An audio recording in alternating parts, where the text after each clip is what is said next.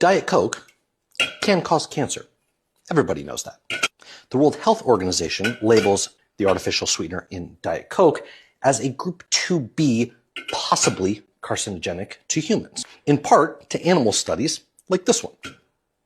However, the large amounts of aspartame used in these studies led to the Joint Expert Committee of Food Additives to reaffirm the daily acceptable limit of 40 milligrams per kilogram of body weight, or roughly 18 cans of Diet Coke for a 200-pound person. This is an example of complete inconsistency in the way that one reasons and accepts evidence for health claims. You may or may not be familiar with Carnivore JT, but if not, the t-shirt gives it away. Make beef great again. He promotes a carnivore diet, one that's rich in steak, burgers, with a helping of eggs, bacon, sausage and other animal foods. Now Carnivore JT shrugs off allegations of a relationship between red meat and colorectal cancer as nonsense. But what he does here is acknowledge the IARC classification of aspartame as a group 2B carcinogen, which suggests that it's possibly carcinogenic to humans. There's a long list of group 2B carcinogens because there's a lot of uncertainty in that group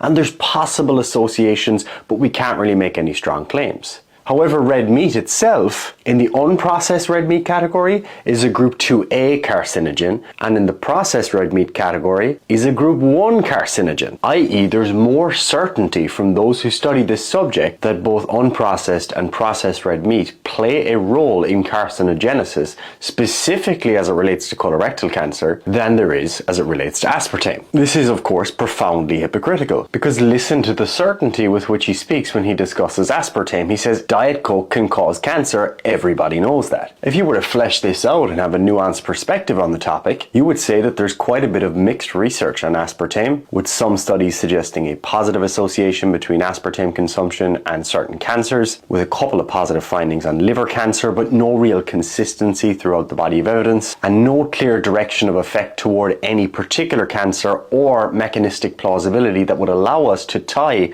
aspartame as an exposure to a given cancer, nor do we have strong biological gradients or dose-response relationships that would allow us to make strong causal claims when talking about the exposure